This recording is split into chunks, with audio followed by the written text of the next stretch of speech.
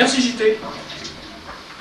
Ma fille Élise, qui est loin d'être bête, puisqu'elle entame sa 2e année de biologie, m'entretenait récemment de tous les produits que l'on trouve actuellement dans le poisson. Naïf comme je peux l'être, j'ai toujours imaginé qu'un poisson, c'est de la chair, des arêtes, 2-3 écailles, quelques nageoires, une tête pour couronner le tout. Or, on sait, maintenant, que la chair de poisson se gorge de tous les éléments que l'on trouve dans le milieu naturel dans lequel vit l'animal.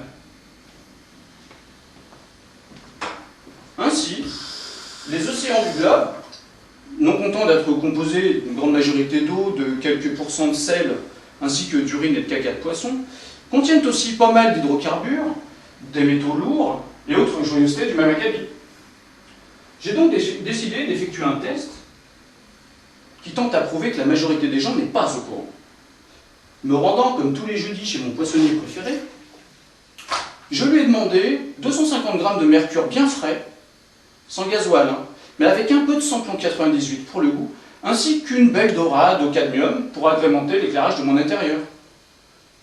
Le bougre m'a regardé avec des yeux de merlan frit avant de me reconduire manu militari vers la sortie. Puis il s'en est retourné, bredouillé de vagues excuses à l'adresse des autres clients qui faisaient la queue, de poissons, oserais-je dire, devant son étal. Il va falloir que je pense à trouver un autre poissonnier d'ici à la semaine prochaine.